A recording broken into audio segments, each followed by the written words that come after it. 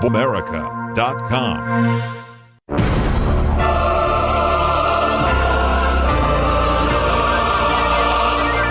Welcome to Crime Prevention 101 with host Susan Bartelstone. We're so happy you've joined us this weekend. Over the next hour, you'll learn the tips, tricks, and vital information that'll help you keep yourself confident and safe. Now, here's the host of Crime Prevention 101, Susan Bartelstone.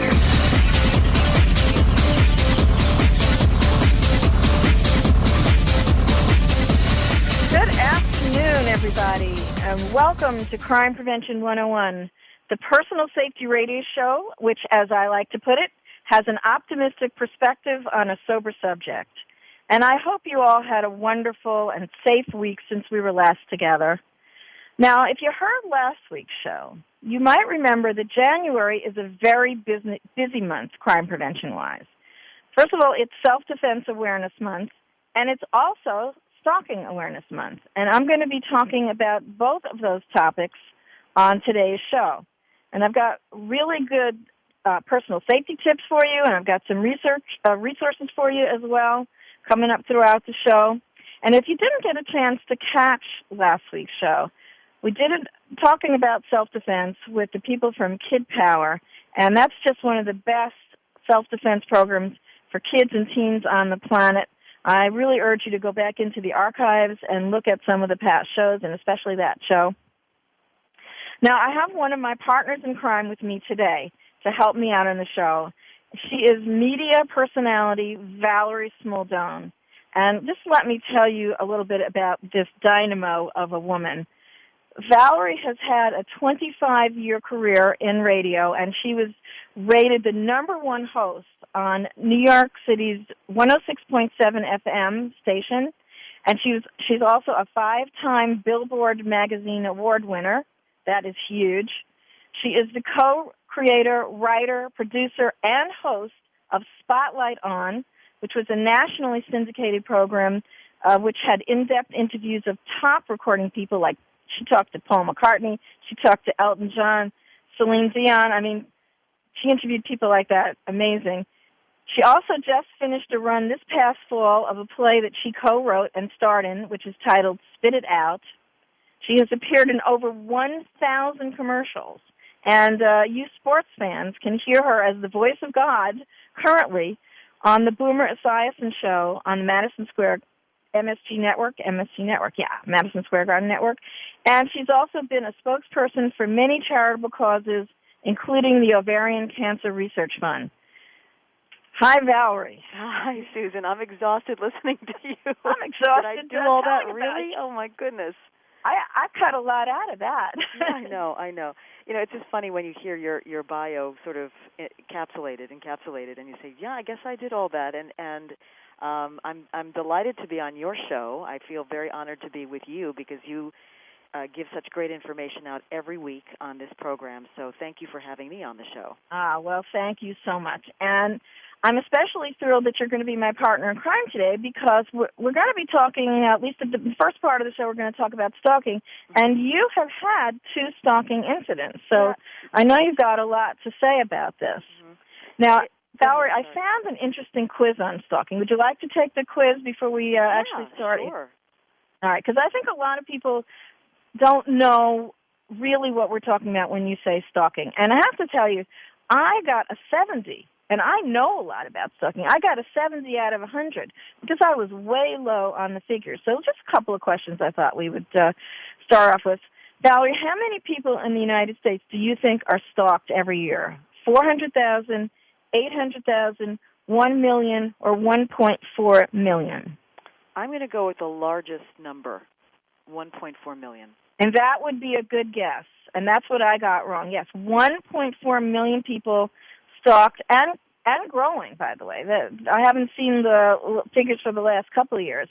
And over 1 million of those were women. So women are the largest part of the population that are stalked. Also, most of the stalkers are men, which I think is known. But there are women stalkers as well.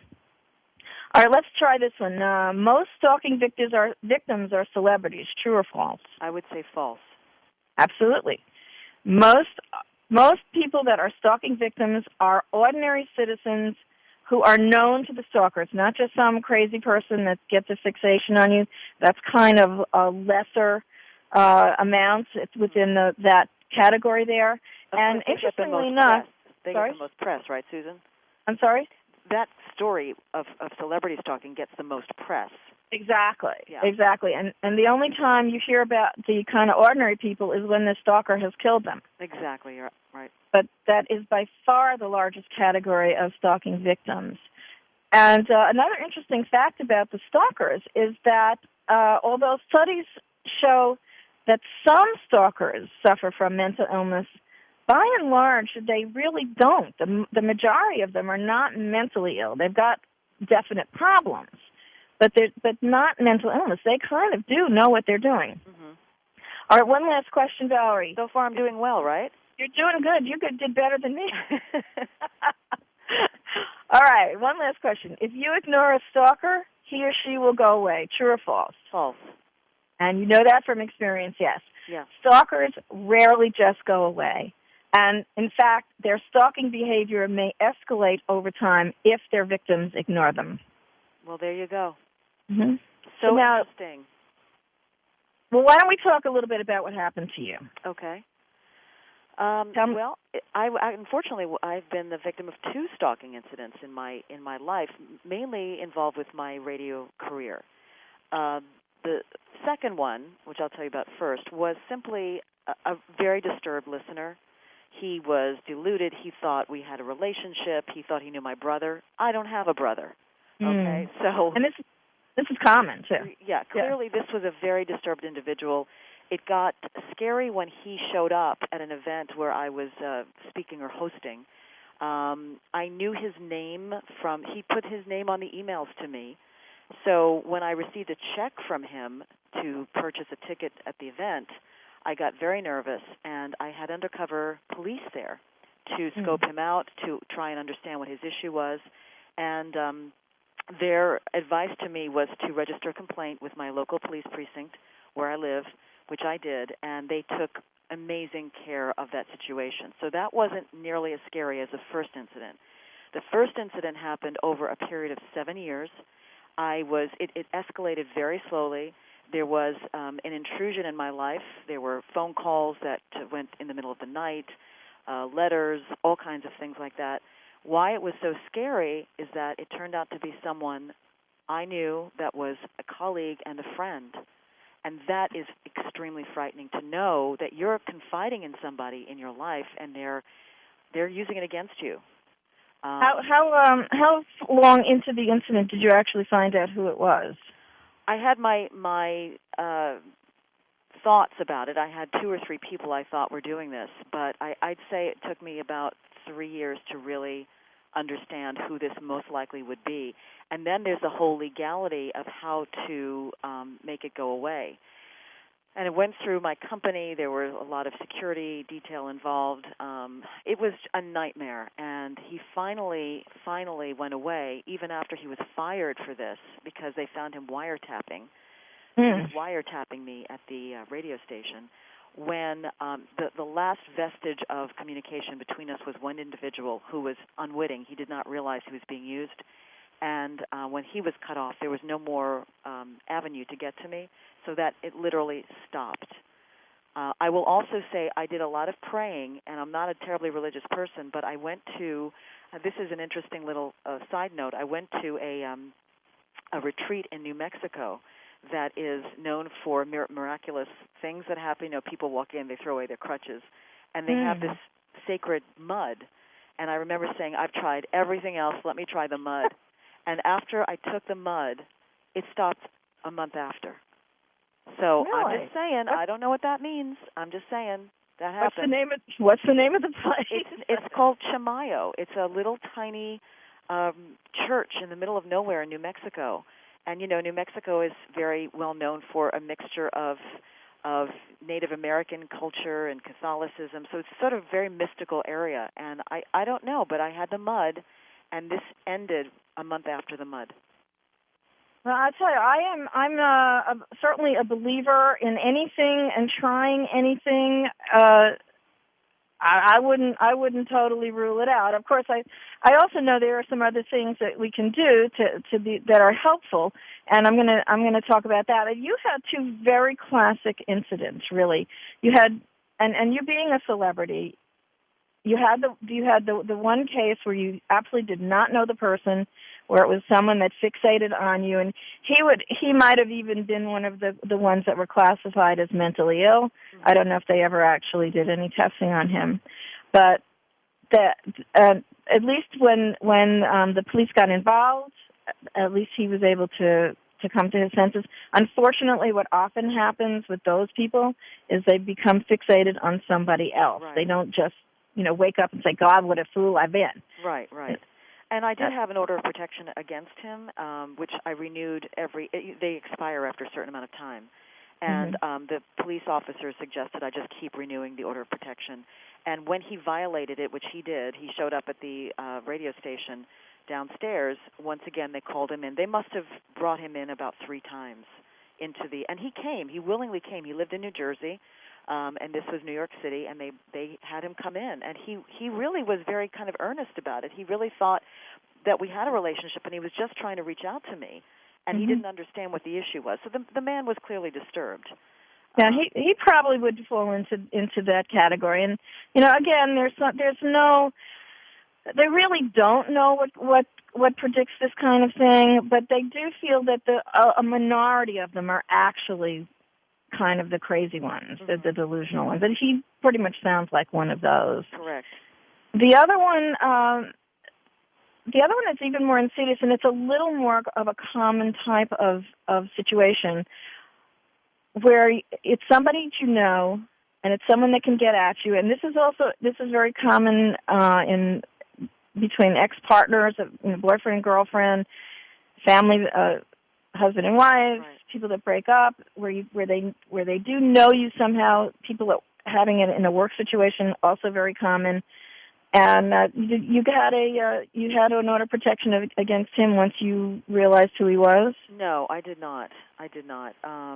He had so much information on me, and this was really before the advent of cell phones or of caller ID or anything like that. So I was sort of lost at the time. I couldn't prove a lot of this.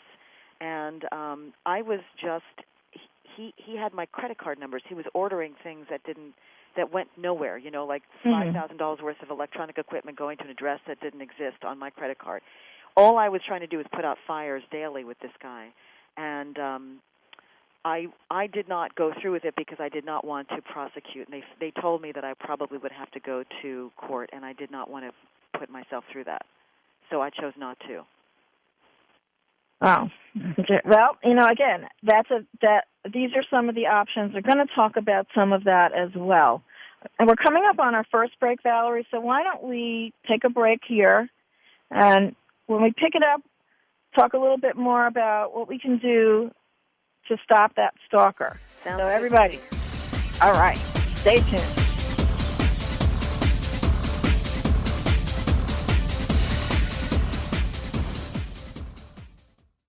News, opinion,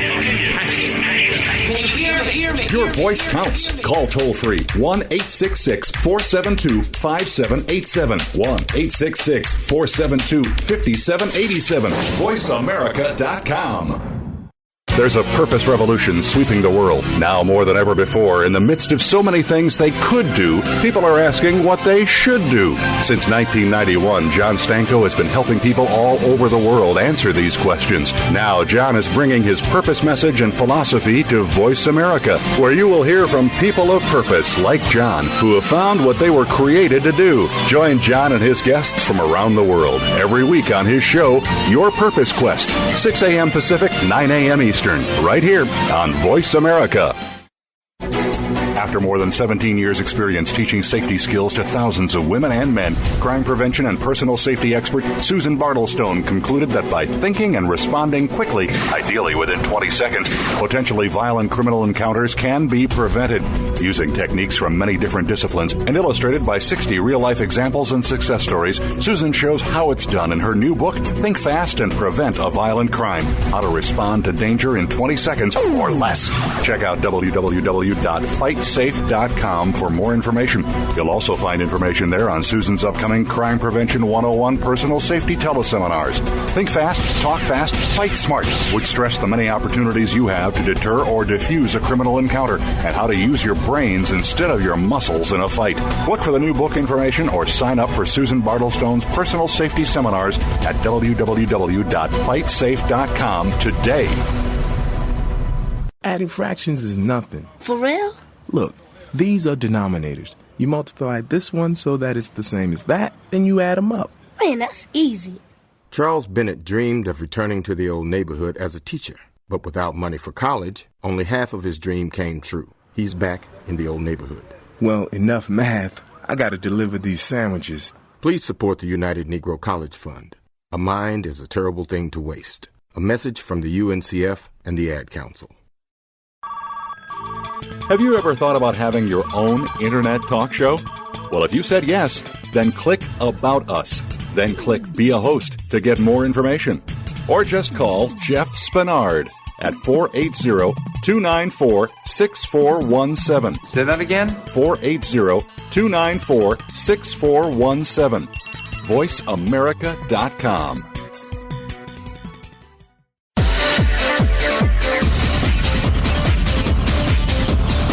You're listening to Crime Prevention 101 with Susan Bartelstone. We invite you to share your stories, tips, or suggestions for topics you'd like us to cover, and Susan will address some of these on future shows. Send your story or idea to solutions@fightsafe.com. That email address again is solutions@fightsafe.com. Now back to Crime Prevention 101 with Susan Bartelstone.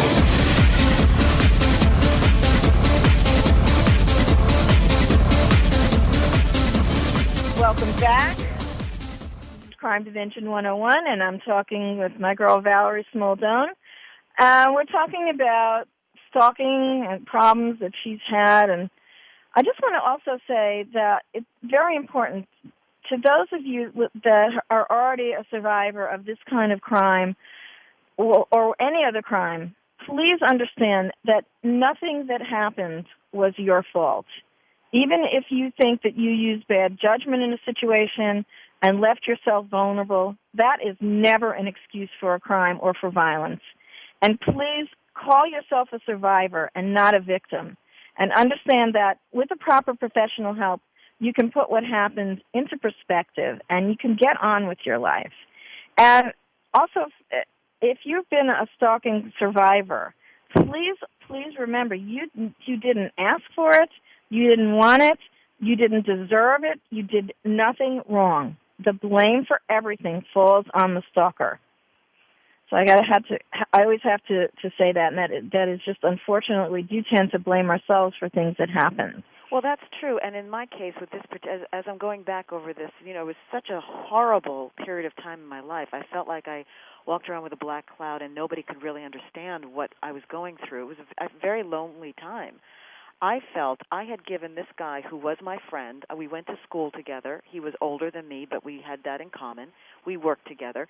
I gave him information about me unwittingly. He was very generous to me. He would give me beautiful gifts. He would take me out in limousines sometimes. I had no interest in him as a relationship. I was just his friend. We were both married to other people. I had no interest in him in any way. Obviously, he did. That was the difference. And I think I was naive because he was telling me stories that made me feel sorry for him. He was trying to draw me into his confidence. So looking back now, I was young, too. I was quite young.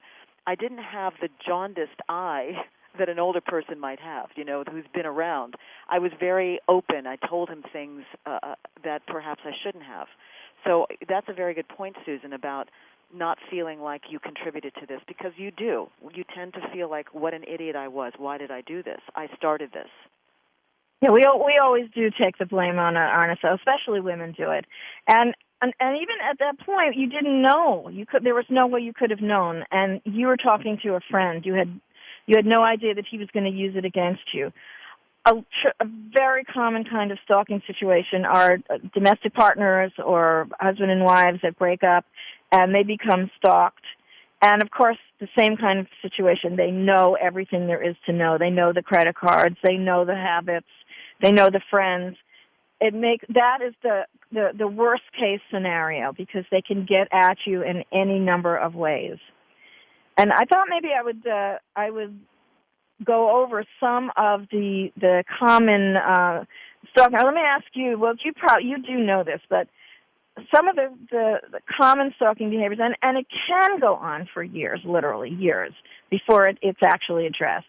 Following: frequent phone calls and text messages now. Monitoring of computer usage if you're in a domestic situation with the person.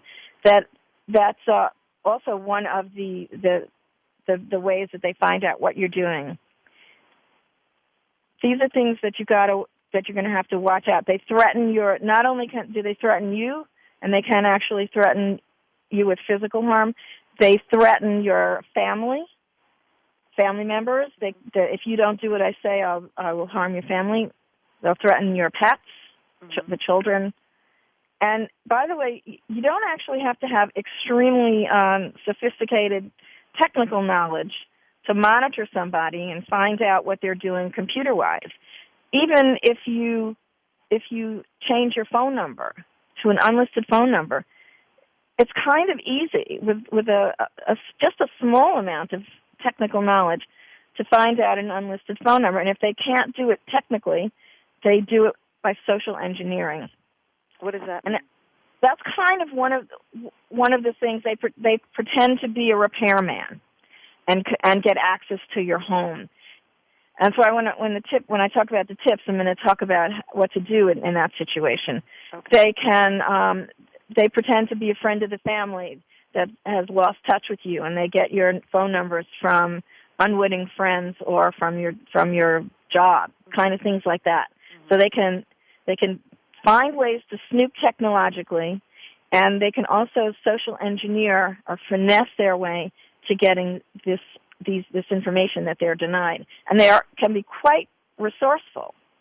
See, unfortunately, if you're in a stalking situation, there's really no single course of action that's going to end the harassment.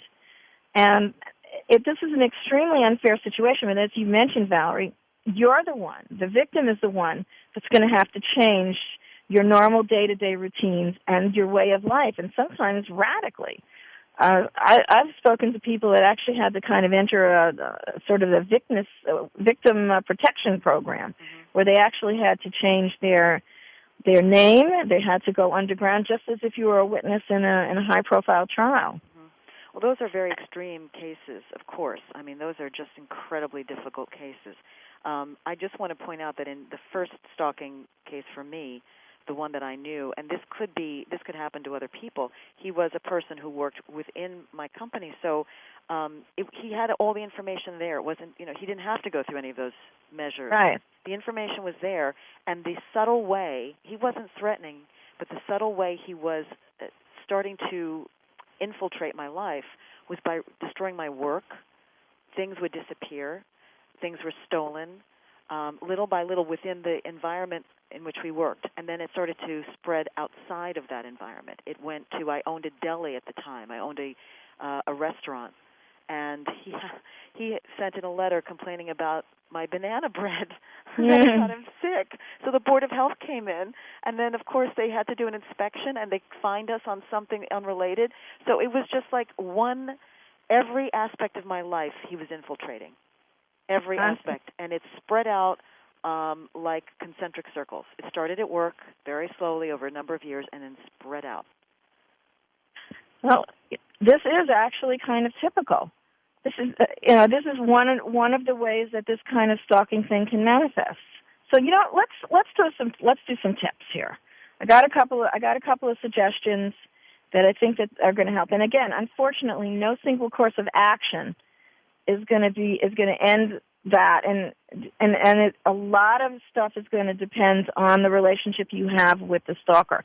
Like in your case, it's going to where you knew the stalker, he worked with you, he had access to a lot of personal information. It can be very, very difficult. But first and foremost tip: have no contact with the stalker if you can do it. You're working with that person every day. That's going to be very difficult. But if you have that option, the stalker feeds on your attention and that of anyone close to you, and it doesn't matter whether that attention is positive or negative, as long as they get that attention. That kind of, maybe from the first stalking incident, you could see that a little how that would play out. Yes. Really and truly, only the police should contact or confront the stalker. And please avoid sending a large family member or friend, relative or friend, to confront the stalker.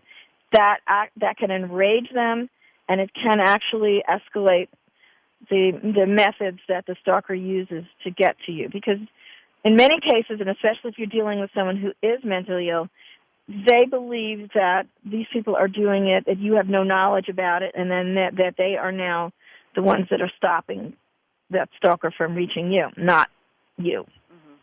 And there are so many ways that these stalkers are in self-denial about these kind of things. Right.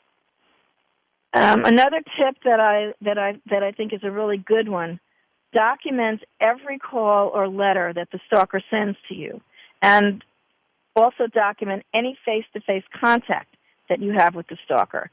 Because if you decide you do want to press charges against it, if it gets to that point where there's no other way but to do that, the more evidence you have of the harassment, the more likely it is that you're going to get a legal solution or a legal partial solution to the problem. And, of course, be sure to return any packages unopened. And this is an interesting phenomena that sometimes they'll send packages that are romantic, sometimes very threatening and horrible, bizarre ones. Oh, yeah. Did you have that too, Valerie? Oh, yes. Excrement. Yeah. Okay, dead birds, horrible things. Sometimes it's flowers, sometimes it's gifts, whatever it is, return them unopened. You absolutely do not want to let that person know that you've gotten his messages or her messages. Another thing that I think is kind of important, now there are legal avenues you can pursue, but I would urge people in this situation who are considering it to get advice from a stalking counselor or an agency before you decide whether to get an order of protection or an injunction against harassment against the stalker, because there are many pros, but there are also some very serious cons involved with this. And each stalking case is unique, and it can absolutely escalate. If access to you is denied, it can escalate the destructive behavior or the dangerous behavior of the stalker. And that also goes, by the way, with changing your phone number. So before you decide to do that, know what your options are. And as Valerie mentioned also, you can get an order of protection against somebody, but the police cannot do anything to the stalker until he violates that. And depending on how seriously he violates that, violation could mean physical harm to you before they can actually step in. Right. So that you want to know exactly what your options are, and in many cases, you might want to really leave that to the last option. I also want to talk really quickly about changing your phone number. Did that occur to you, Valerie, to change your phone number? Were you getting a lot of phone calls? What we did was, and again, this is before the caller ID business started, what we did was we just left the machine on, and because it would happen throughout the night, and we'd shut down the phone to see how many times he called, and then I started to just keep those little messages as tape recordings, just as evidence. We had, we didn't want to change the number because everybody had our home number, and we had elderly parents, blah blah blah. So we wanted to just have. I think the advent of cell phones had started, so we gave as an emergency number to our parents the other number to call if they needed us, and the main number was just shut down. The ringer was just shut down. Well, there are some electronic options now. As you say, caller ID is very helpful. There are electronic call screening devices that you can set up with the phone company, whoever has your service provider. No one with an unlisted phone, for example, can get through to my phone. that kind of thing. But there's also another, and you mentioned you didn't want to change your phone number. Well, we're coming up on break, and I want to come back from break. I want to give you another option to doing that and why that can sometimes escalate the situation as well. So let's take a break. We come back. We're going to be talking with Valerie Smaldone. We're going to talk about changing the phone number or not changing it. So stay tuned.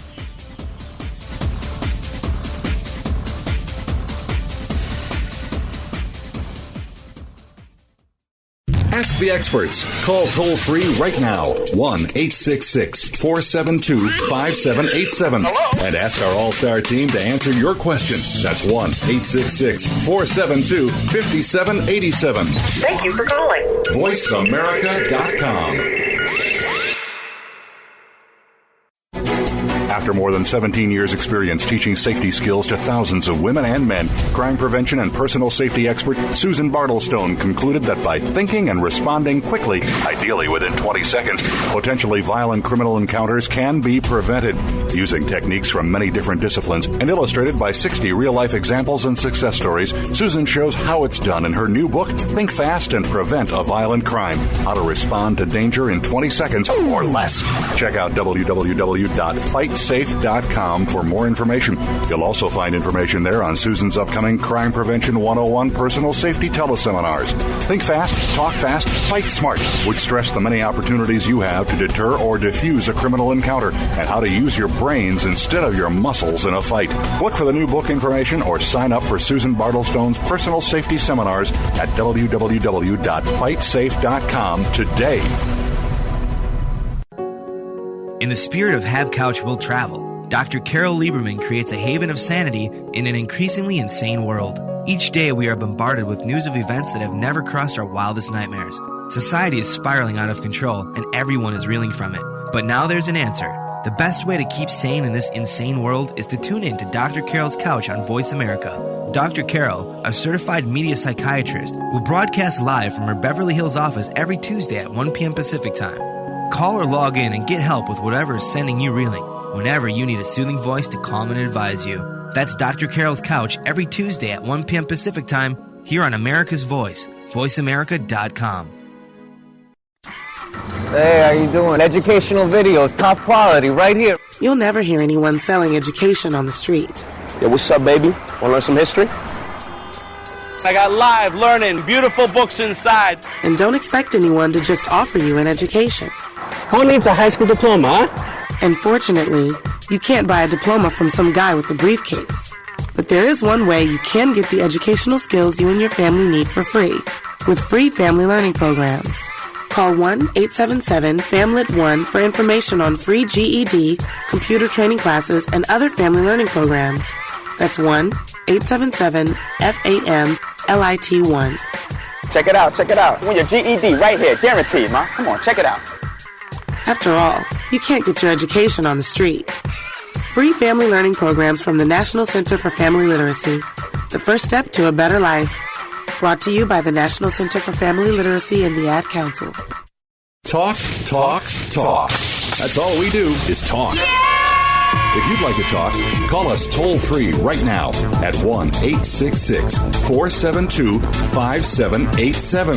1-866-472-5787. That's it. That's it. VoiceAmerica.com.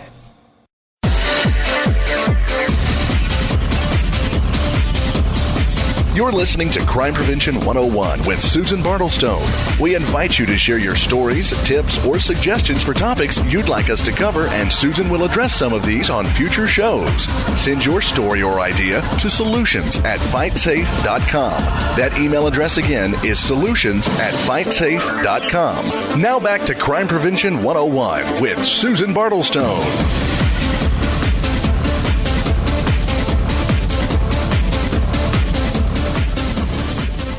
Welcome back to Crime Prevention 101, and I'm talking with my girl Valerie Smaldone, and we're talking about stalking, and we're going to talk a little bit about self-defense too. Right before the break, I talked about whether to change your phone number or not. And again, there are electronic options in terms of phone screening. Right. But Susan, but what I did, wasn't that a good solution at the time, to have a secondary number just for emergency reasons? well, actually, here's what it involves: a second line if you can do it, because and also the longer. Many stalkers, as I said, become enraged if a victim changes their phone number because it limits the access to them. And this can prompt the stalker to come to the victim's home or office or call the office in any desperate attempt to make contact. And it's even been known to provoke an assault. So the suggestion is to leave the number. This is one option. And again, it's somewhat individual. It depends on if you know what you're dealing with. You leave the phone number that you have, and you hook it up to an answering machine. You turn it off, and you never answer it, because that stalker, if you're getting to that kind of persistence, will be calling at all hours of the day and night. You get a second phone number, you get it unlisted, and you give it out to your friends, to your family, very guardedly. And you have to make sure to tell them not to give that number out without asking you. And that means, unfortunately, you're going to have to tell them what's going on. And a lot of times, we don't want to talk about it with people. We don't want to let people that friends know what's actually going on. In your situation, you might have ended up giving it to the actual stalker before you knew who he was. Right. So again, these are not foolproof. But if that's not the situation, what happens is that stalker will keep calling the phone and thinking that you're getting the messages and you're just not answering it. It'll give you a small measure of peace to try and work out some other things. And again, you want to really let people know around you what the situation is, because it's so easy for them to slip. And as I say, these people can be very clever at figuring things out. Keep that number unlisted, and again, let people know what's going on. And also I like the idea of the cell phone, and you do want to keep the cell phone handy, because sometimes they will cut the phone lines if they're going to make some kind of an actual assault on you or try to get into your house. They can do that. So you do want to have that cell phone as well. Yeah, at all times. And yeah, exactly. And it is a protection in case you have to, if you're really fearing for an assault on the premises. We talked about setting up a safe room in the house that you can lock, and you can grab that cell phone and call the police and tell them that somebody is breaking into the house. You'd also, of course, if you're fearful of that, you want to make sure you've got a good security system in the house as well. Mm-hmm. And I want to go back to that one last tip there about talking to your family and friends and neighbors. Make sure your landlord or your apartment complex manager knows, because, again, these people are very ingenious about pretending to be delivery men, repairmen. They even have impersonated law enforcement personnel to gain access to your premises. And you are going to have to tell your employer and your coworkers, because, again, it's very easy for them to pretend to be an old friend that's lost touch with you, and these people unwittingly can give out your contact information. Right. I want to say something, Susan, if I can, sure. about what I said earlier, feeling very alone when you're going through this period of time. So I want to just put this out to your listeners, that if anybody's been through an incident like this, I would hope that they would contact you on your website to share their story, because there's sort of this unspoken society of people who've had these incidents, and we sort of brush it under the rug. But even talking about it now with you, it's brought back memories I've put away for years. And I would just like to know if anybody else has been in this situation. I think it would be very healing for them to contact you and sort of just reach out.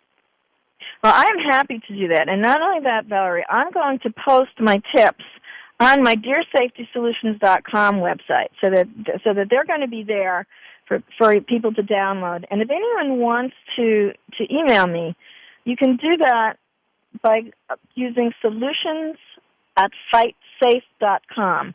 And I will be happy to make a referral there are a number of organizations all over the country. Like I did a show in the archives, the Family Justice Centers, and they are spread out all over the country. And they are a great stalking resource for you.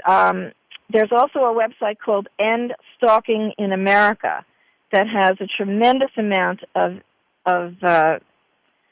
information and resources for you to go to. And the National Center for Victims of Crime, ncvc.org, also has a stalking resource center that you can go to get information about what to do, tips, referrals in your area. And, of course, I am happy to help. Solutions at fightsafe.com. Also, over the years, since my first stalking incident, the laws have changed for the better for the victim. When I was going through this, there was really not much on the books. They were like, yeah, well, he'll have to kill you first, before really we can do anything or touch you. So things have changed dramatically, and even with emailing now, that is, if somebody violates you through email, that's another stalking methodology that's being used and recognized. So the laws have changed, and at least that's the good news over the last 10, 20 years. Don't you think, Susan?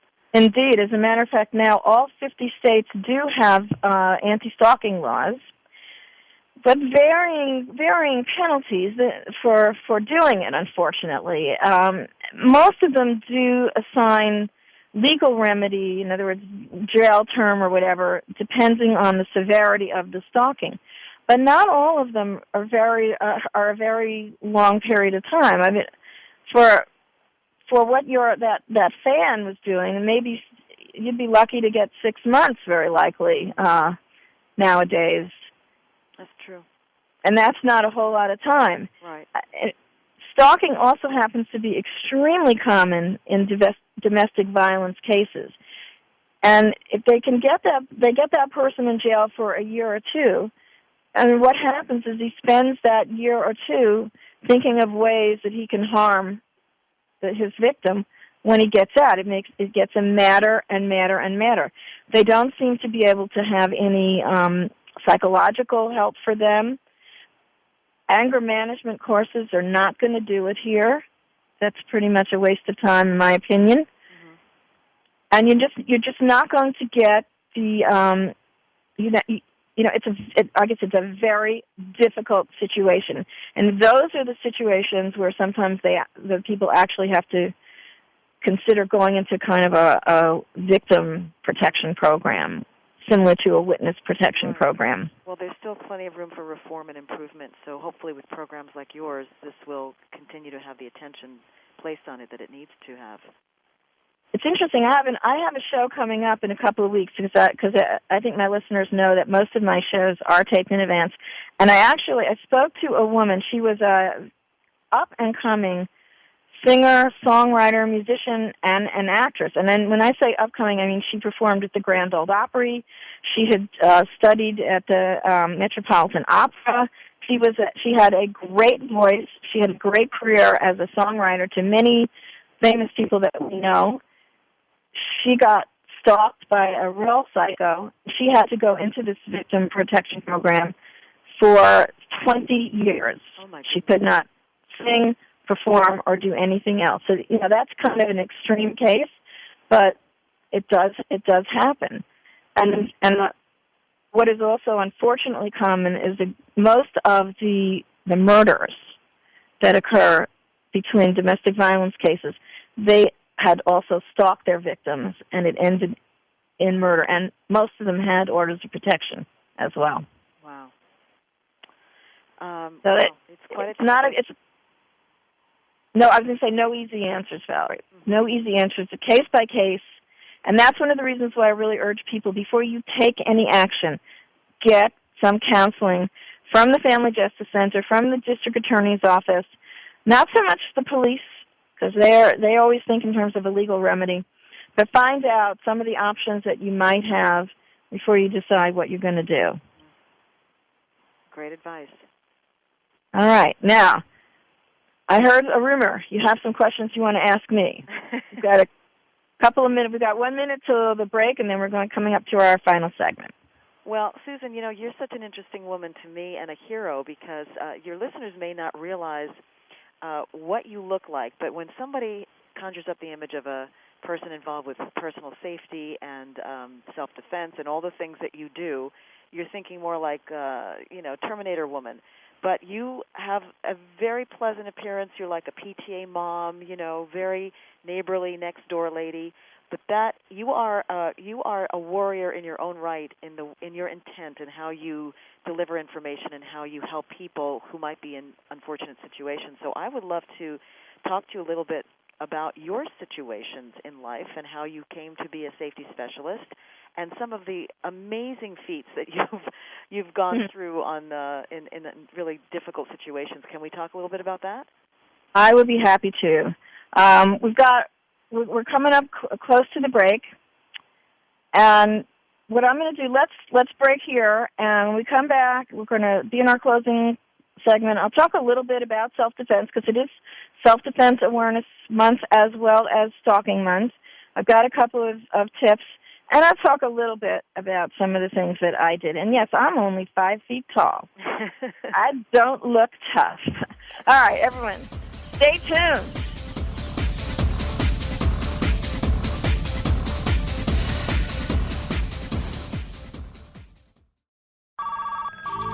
Have you ever thought about having your own internet talk show? Well, if you said yes, then click About Us. Then click Be a Host to get more information. Or just call Jeff Spinard at 480-294-6417. Say that again? 480-294-6417. VoiceAmerica.com.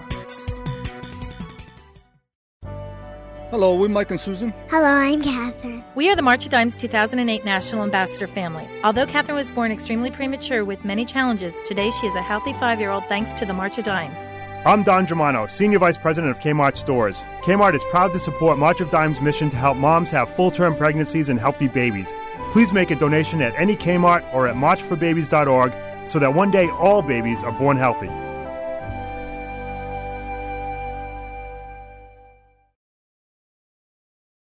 Divorce, child custody, support, and visitation, division of property, attorneys, court. Just the thought of divorce is stressful enough. Never mind the combative, destructive, and expensive process. Is there a better way? Yes, divorce mediation. On Divorce Mediation, Myths and Facts, host Philip Mulford, one of the country's top divorce mediators, will discuss this incredibly successful alternative. Formerly a practicing attorney, Philip will explore the myths and facts about a process that has kept his clients out of court and saved them thousands of dollars.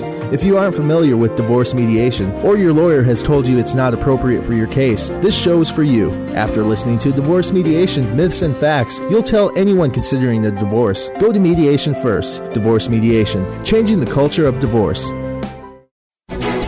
After more than 17 years' experience teaching safety skills to thousands of women and men, crime prevention and personal safety expert Susan Bartelstone concluded that by thinking and responding quickly, ideally within 20 seconds, potentially violent criminal encounters can be prevented. Using techniques from many different disciplines and illustrated by 60 real-life examples and success stories, Susan shows how it's done in her new book, Think Fast and Prevent a Violent Crime, How to Respond to Danger in 20 Seconds or Less. Check out www.fightsafe.com for more information. You'll also find information there on Susan's upcoming Crime Prevention 101 personal safety teleseminars.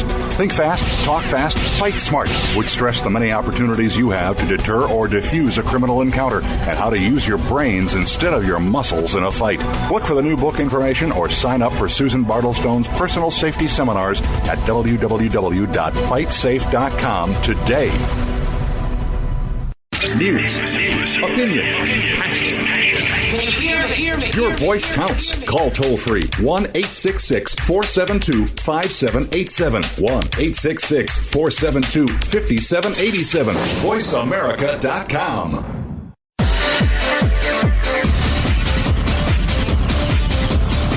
You're listening to Crime Prevention 101 with Susan Bartelstone. We invite you to share your stories, tips, or suggestions for topics you'd like us to cover, and Susan will address some of these on future shows. Send your story or idea to solutions@fightsafe.com. That email address again is solutions@fightsafe.com. Now back to Crime Prevention 101 with Susan Bartelstone.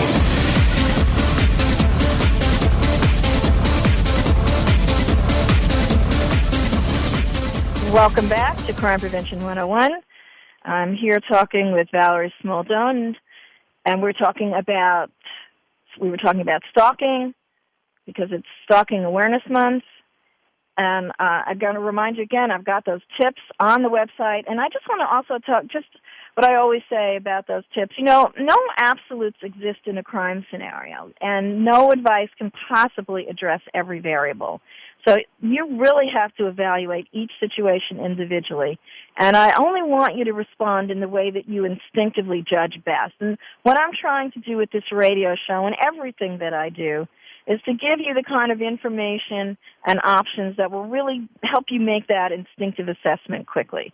So go look for, if you've got a need or you know someone who would like those stalking tips, with that perspective, they'll be on my website. And I've got some self-defense tips for you as well coming up. But yes, to get back to what we were talking about, and I'm doing self-defense for an awfully long time. I started as a self-defense instructor, and I came to that honestly because, as Valerie, as you know, and I've shared with you, I was the victim of a bad breakup with a guy, and in fact, it did involve stalking. I'm not sure how much I went into that with you when we talked before, but when I was about 19 years old, and again, I knew very little, and I met this guy, and he seemed attractive, and he seemed fun, but after a short period of time, and I was kind of a rebel, Valerie, as you might know from our talks, and I didn't always follow go to high school, go to college. I took some time in between to kind of have some fun. And this happened during one of those breaks that I took. And I met this guy, and very shortly after I met him, I realized that there was something wrong with him. What tipped you off about that? It was just a feeling that there was some mental problems, and I would tell him, "Don't drop by unannounced." I was going to night school at that time, and it was very easy to persuade me to chuck my studies and go and hang out. And I would tell him, "Don't come by, I've got a test," and he would come by. He kept disregarding my wishes. That was a very small thing, but it began building up. He had a friend that I didn't like particularly, and he kept bringing this friend over, and I would say, look, he's all right, I don't really like him. Just little instinctive things kept telling me that something's not quite right here. And when I decided that this was it, unfortunately, and I had 2 roommates at the time, and I waited until we were alone in the apartment to tell him, "No, you're a really nice guy. You know the speech, Valerie. I know you've done it many times. I think you're a great guy. I'd like to be friends, but there's nothing happening with us otherwise." And he got enraged, and he started beating me up. And even at that moment, I just knew that if I had any idea how to fight, I could have kicked his ass. And that's true. I knew it deep down inside of me. And what eventually happened, he did try and stalk me. And he was able to get past the doorman in my building, and he did get up to the apartment. But friends that were with me at the time, because I wasn't alone, so he was scared off by the friends. He did call my job. He did call my parents. In this case, there was a large person that was able to convince him otherwise. And that is not something I recommend because it can backfire.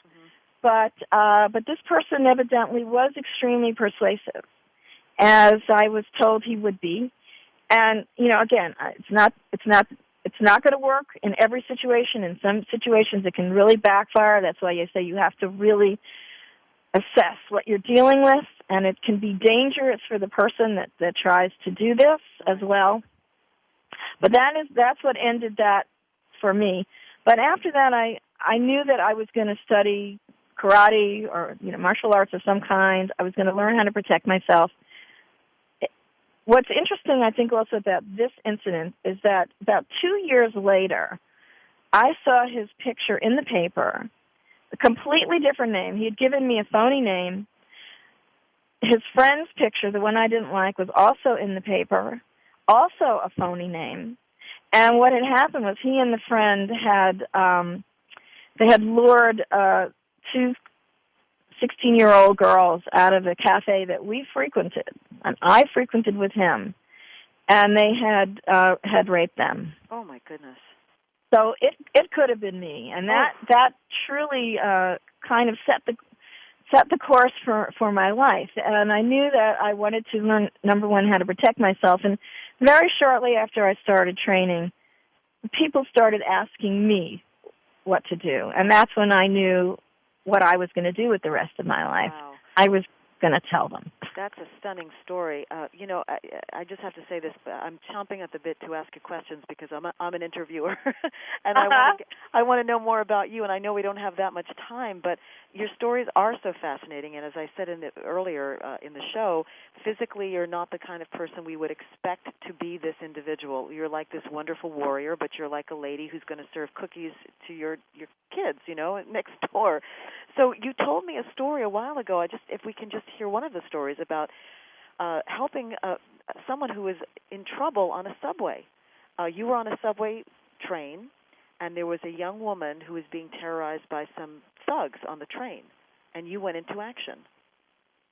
Well, this is one of the things that I talk about quite often is that I have had maybe six dangerous incidents in my lifetime. This is kind of how I develop my programs, my self-defense programs, and my personal safety workshops.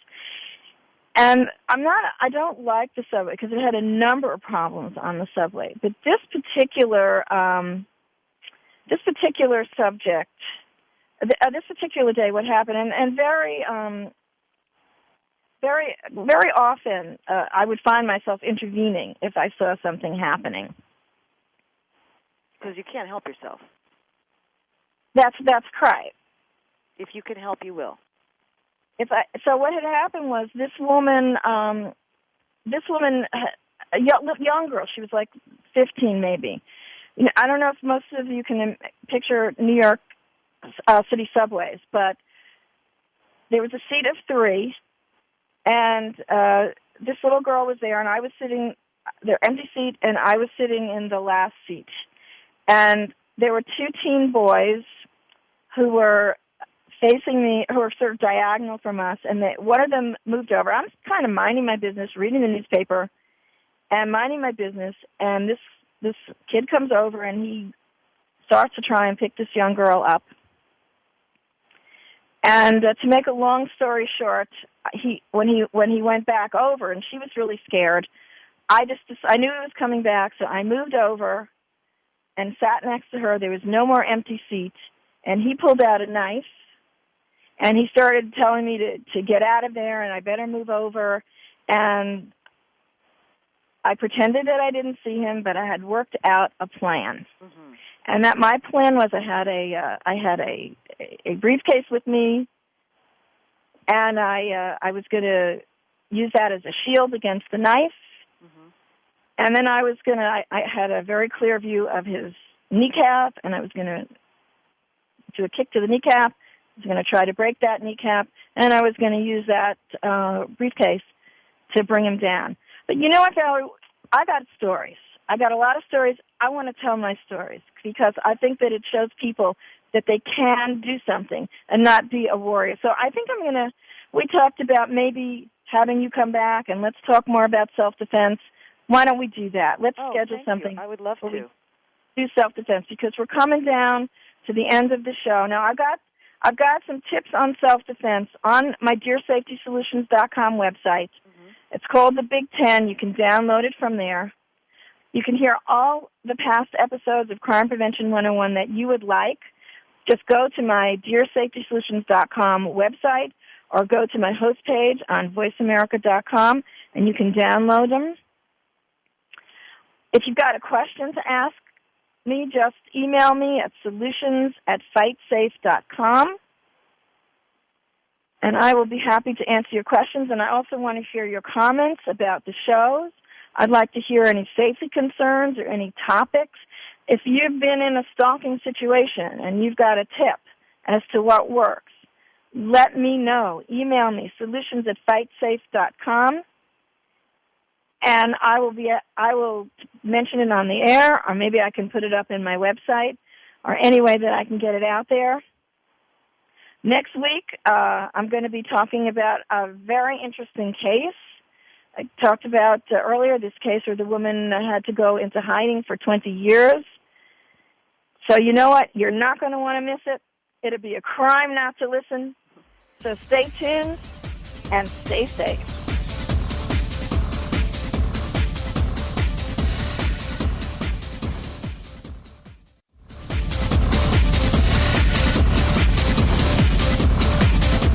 We hope you got some useful information and inspiration this week on Crime Prevention 101.